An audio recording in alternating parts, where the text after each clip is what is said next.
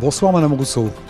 Bonsoir Monsieur Étuin, bonsoir à tous. Bienvenue dans le best-of de la semaine. Nous avons sélectionné pour vous les meilleurs extraits des invités que nous avons reçus dans notre JT depuis lundi. Il aura été question de la fréquentation touristique en principauté, du rôle primordial des sapeurs-pompiers durant la période estivale ou encore du retour de la photo argentique. Et puis nous avons parlé sport avec le parcours du Rallye Monte-Carlo 2024 ou encore Théo Andan, licencié de l'AS Monaco Athlétisme et récent champion de France du 400 mètres. Sans plus attendre, voici le best-of de la semaine.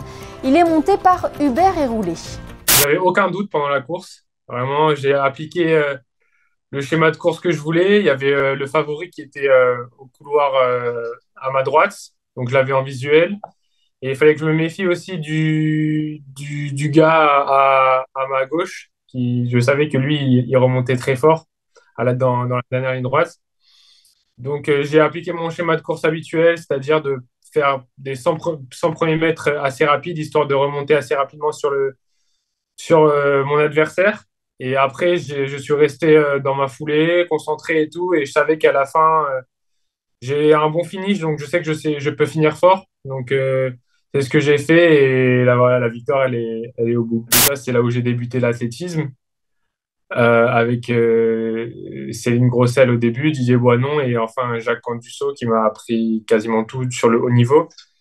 Et même si maintenant je suis à Paris, quand je reviens faire des compétitions locales, les interclubs ou même les Jeux des petits États, c'est toujours un grand plaisir parce que c'est une grande famille et il y a toujours une très bonne ambiance et moi, ça me fait beaucoup de bien. S'il fallait retenir seulement quelques résultats, ça serait les 5 titres de champion de France qu'on a réussi à avoir cette année, que ça soit en rivière ou en aviron de mer. Et ensuite, l'autre fait notable, c'est qu'à chaque championnat de France auquel on a participé, on est revenu avec au moins une médaille autour du cou. Donc c'est pour nous une très belle satisfaction. On a plusieurs leaders, mais effectivement, on peut commencer par Quentin Antonelli, qui pour l'instant est sans doute le meilleur d'entre eux. C'est notre rameur international monégasque qui a déjà participé aux Jeux Olympiques, c'était à Tokyo en 2020, et qui là justement est en pleine préparation pour les qualifications pour Paris 2024. C'est donc un programme qui s'intitule l'Aviron Santé et qui s'adresse aux personnes qui sont souffrantes d'affections longue durée. Et donc notre idée, c'est d'offrir des cours quasiment individualisés puisque les effectifs sont limités entre 6 et 10 personnes, encadrés par une personne diplômée de la Fédération française d'aviron et spécifiquement formée à ce programme pour que chacun des bénéficiaires puisse apprendre à travers l'aviron des activités motrices, donc la maîtrise du geste, mais aussi faire du renforcement musculaire et se réapproprier peut-être un corps qu'on a pu perdre à cause de la maladie. Et donc c'est d'essayer d'inciter ces personnes à mettre un petit peu plus de sport et d'activité physique dans leur vie. De jouer l'alternance entre Monaco et Gap, on risque, c'est vrai, de trouver des conditions hivernales qui vont être beaucoup plus favorables que l'année précédente, qu'en 2023 on n'a pas eu un gramme de neige malheureusement. Et il est évident que cette année, en ayant l'espoir de retourner vers Gap, on puisse retrouver des conditions hivernales qui sont chères au Rallye de Monte-Carlo. Et puis une particularité aussi cette année, le fait de partir de Monaco monter à Gap.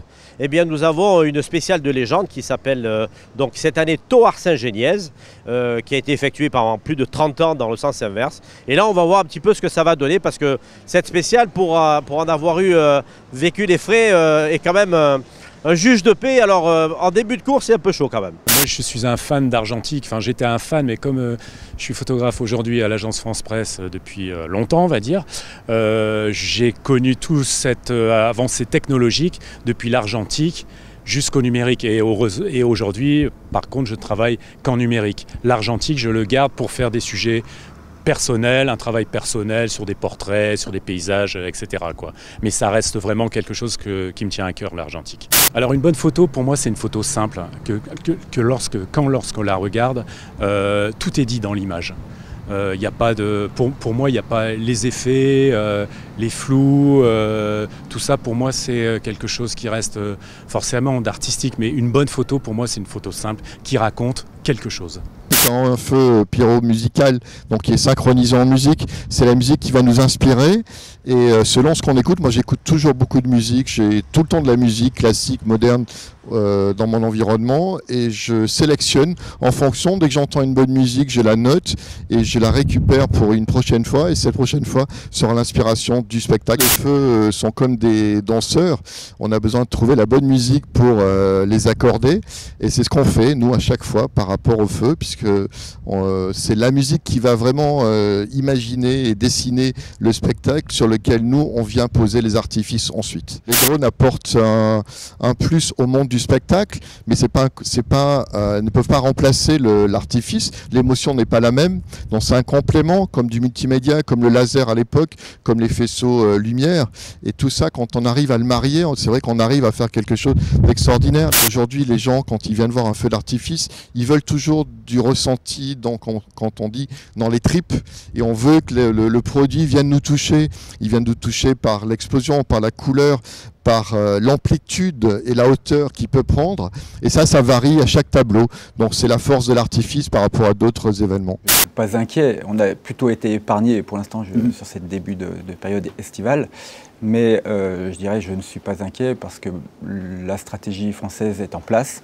On n'est pas à l'abri d'un grand feu, mais je dirais pour l'instant les massifs sont sous contrôle. À Monaco, tous les sapeurs-pompiers sont formés à la lutte contre les feux de forêt. Il y a plusieurs niveaux de formation, du niveau 1 équipier jusqu'au niveau 5 pour le plus haut gradé dans la gestion des opérations sur les feux de forêt, ou feux d'espace naturel plutôt.